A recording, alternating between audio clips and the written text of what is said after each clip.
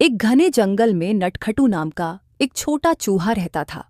वह बहुत शरारती था और हमेशा नई चीजों की खोज में रहता। एक दिन जब वह अपने दोस्तों के साथ खेल रहा था, उसने जंगल के एक पुराने और सुनसान हिस्से में एक छोटा लकड़ी का दरवाजा देखा। नटखटू को बहुत आश्चर्य हुआ। यह दरवाजा यहाँ कैसे आया? उसने सोचा।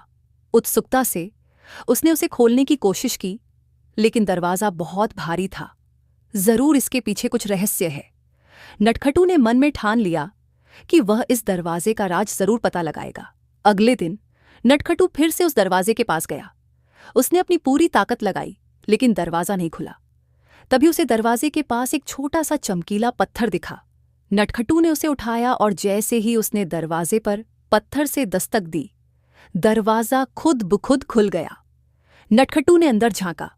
अंदर एक खूबसूरत दुनिया थी।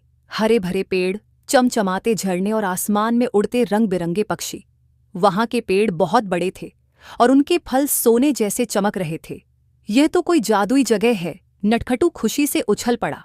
नटखटू अंदर चला गया।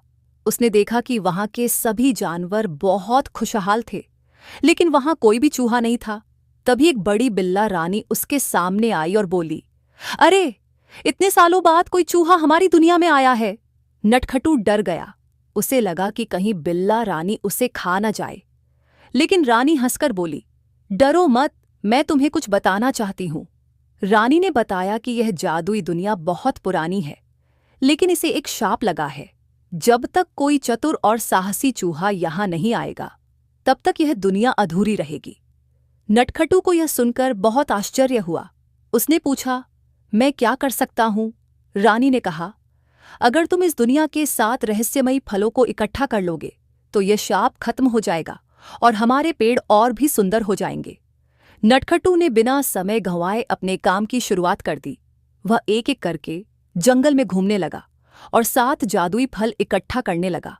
हर फल को पाने के लिए उसे अलग अलग चुनौतियों का सामना करना पड़ा। पहला फल एक गहरे तालाब में था, जिसे पाने के लिए नटखटू को तेजी से तैरना पड़ा। दूसरा फल एक ऊंचे पहाड़ पर था, जिसे चढ़ने के लिए उसे अपनी पूरी ताकत लगानी पड़ी। तीसरा फल एक शेर की गुफा में था, लेकिन नटखटू ने अपनी चतुराई से उसे बिना जगाए ले लिया। चौथा फल एक मकड़ी के जाल में फंसा था, जिसे नटखटू ने धीरे धीरे काटकर आजाद किया।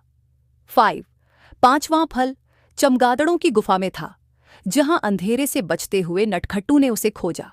छठा फल एक झरने के नीचे छुपा था, जिसे निकालने के लिए नटखटू ने पत्थरों का सहारा लिया।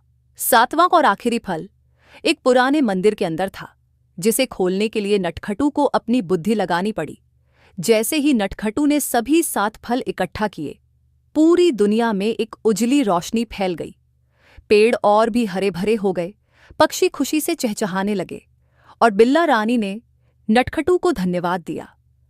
अब हमारी दुनिया हमेशा खुशहाल रहेगी, बिल्ला रानी ने कहा। नटखटू बहुत खुश था। उसे अपनी बहादुरी और चतुराई पर गर्व महसूस हुआ। रानी ने नटखटू को एक जादुई पत्थर दिया और कहा, जब भी तुम्हें हमारी दुनिया में आना हो, बस इस पत्थर को पकड़कर दरवाजे पर दस्तक देना। नटखटू खुशी खुशी अपने जंगल वापस आ गया। जब उसने अपने दोस्तों को ये कहानी सुनाई, तो सभी आश्चर्यचकित रह गए। अब नटखटू केवल एक साधारण चूहा नहीं था, वह नटखटू जादुई दुनिया का रक्षक बन चुका था। कहानी से सीख: 1. हिम्मत और चतुराई से कोई भी मुश्किल काम आसान हो सकता है। 2. कभी-कभी छोटे से छोटे जीव भी बड़े बदलाव ला सकते हैं। तो नई चीजों को जानने और सीखने से हमें हमेशा कुछ अच्छा मिलता है।